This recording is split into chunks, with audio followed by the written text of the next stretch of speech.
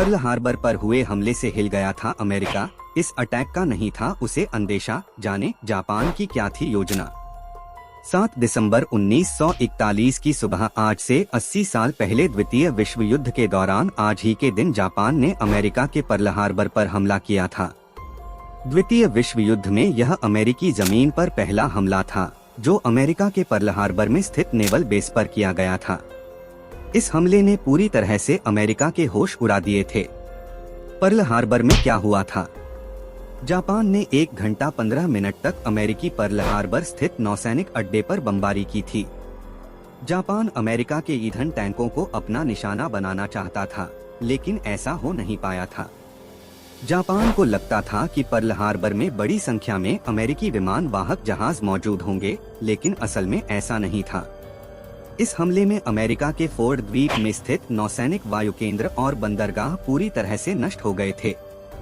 इस हमले में 2400 अमेरिकी लोग और जवान मारे गए थे। इसके साथ ही 328 अमेरिकी विमान पूरी तरह से नष्ट हुए थे। साथ ही 19 समुद्री जहाज, जिसमें 8 जंगी जहाज भी पूरी तरह से तबाह हुए थे।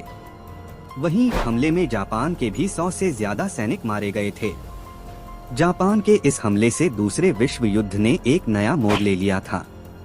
इस युद्ध में 70 अलग अलग देशों की सेनाएं शामिल थीं। क्या वजह पर्ल हार्बर हमले के पीछे?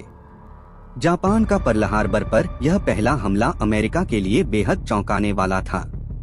अमेरिका इस हमले के लिए तैयार नहीं था और न ही वह इसकी कल्पना कर सकता था, क्योंकि हमले से ठीक एक दिन पहले वाशिंगटन में जापान के प्रतिनिधियों की अमेरिका के विदेश मंत्री कार्डेल हल के साथ जापान पर लगे आर्थिक प्रतिबंधों को खत्म करने की बातचीत हो रही थी। चीन के बढ़ते हस्तक्षेप के कारण अमेरिका ने जापान पर यह प्रतिबंध लगाए थे। अमेरिका के इन प्रतिबंधों और चीन को दी गई मित्र सेना की मदद से नाराज होकर ही जापान ने अपने देश में अमेरिका के खिलाफ हमला करने की घोषणा की थी।